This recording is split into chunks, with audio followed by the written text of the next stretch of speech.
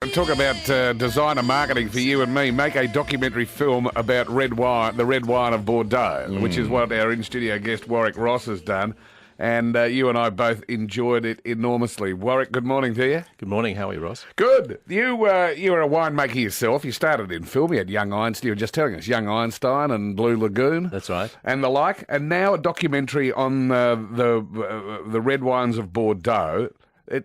It's beautifully shot, narrated by Rusty Crowe, got all sorts of interesting people in it. Francis Ford Coppola, I assume from your days as a filmmaker. And it evolves, it starts as a story about the wines of Bordeaux and then morphs into how the Chinese in particular have become interested in it. Why did you want to make the film? It was serendipity, actually. A friend of mine, Andrew Kayard, who's a master of wine, and I happened to be on the same aircraft flying to London a few years back. And Andrew's very well known in the world of Bordeaux wines. He's been going there for many years. And he and I struck up a conversation about Bordeaux. And he said to me, "Look, you're a filmmaker and you're a winemaker. How come you've never made a film about wine?" And so I scratched my head and wondered that. And the reason, I think, is that I could never quite find the right story to tell. And as we went through the hours on the way to London, he explained to me that Bordeaux was undergoing incredible change and that the prices had spiked 1,000% up over the last few years. And I couldn't figure this out because we'd just come out of the global financial crisis. Yeah. And Andrew said to me, "Look, it's not the Americans buying anymore. It's not the Brits buying anymore. The traditional clients have all dropped away. It's China that stepped in." And that was really intriguing for me. And why Bordeaux, of all the winemaking areas in the world? Why Bordeaux? For the Chinese, Bordeaux represents that fantasy narrative. It's got the history. It's got the elegant chateaus. It's got this narrative that they lock into. So it's not about taste, is it?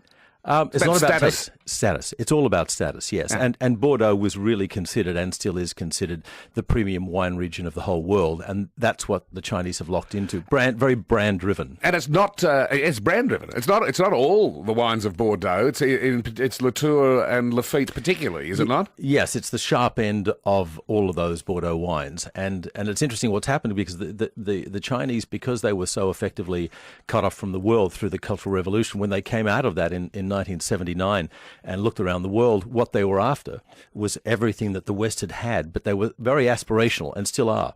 And you've got great collectors. And in fact, the favourite collector of anyone who watches the film will be a fellow called George Hong, who's this laughing Chinaman who's got a beard and he's puffing away on a pipe.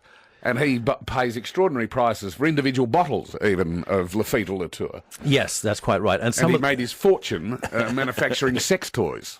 Yeah, so... And it's got some very interesting footage from his factories. Yes, indeed. It's very much a sausage machine. First time I've seen blue ones. It's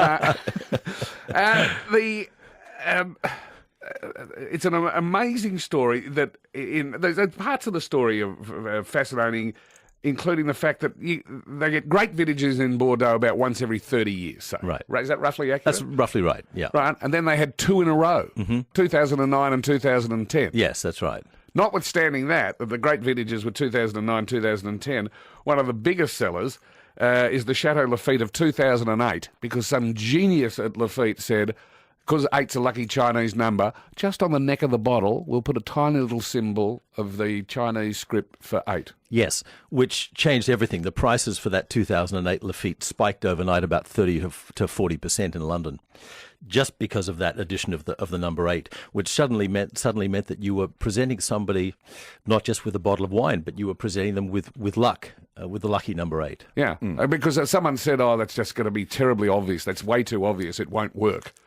And a Chinaman said, no, I'm going to buy a heap of them already because it says something about me if I'm giving someone a bottle with an 8 on it. Yeah. For a period of time, it became the most valuable bottle of Lafite Rothschild you could present to somebody. Yeah. And has this demand from China continued exponentially, or has, as we've been told, the boom ended?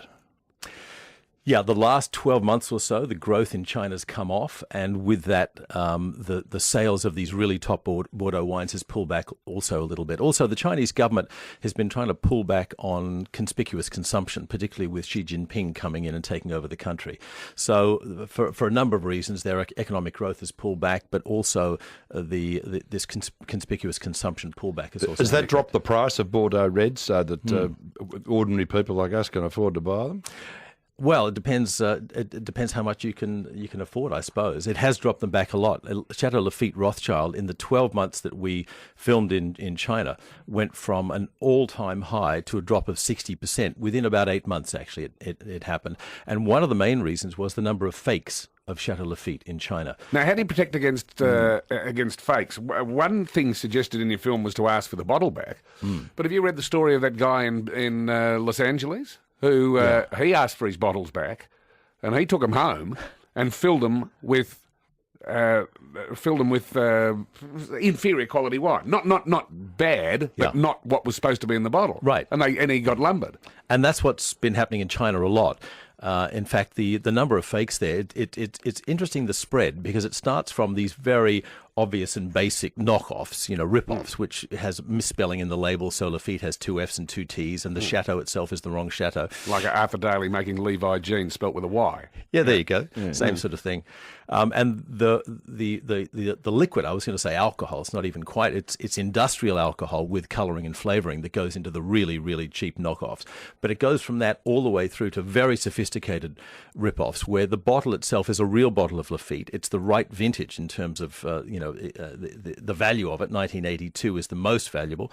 People pay $500 for an empty bottle of that vintage of Chateau Lafite in China. It's then refilled, but it's refilled with Lafite, with real Lafite wine. That's what the bloke was doing in the United States, wasn't it? That he wasn't going for the industrial alcohol. He was selling something that, if you weren't truly aware, wasn't the real item. Well, what's the point of putting real Lafite in a Lafite bottle? It's the vintage. It's vintage driven. So 82 is worth $6,000 a bottle, whereas a Lafite that is from an off vintage might be worth $1,000. So you're still confusing somebody's palate, but you're making $5,000 on the side. It's a fantastic film. We both really enjoyed it. Red Obsession. Where could people get to see it? Opens August 15 here in Melbourne at Palace Cinemas, also Nova and Carlton, at the Como, at the Rivoli, at the. I'd heartily recommend that people see it in gold class so that they can have a glass of red while they're having a look at it. That's the way to do it. You don't really, as I noticed, you don't really even have to be interested in wine. The photography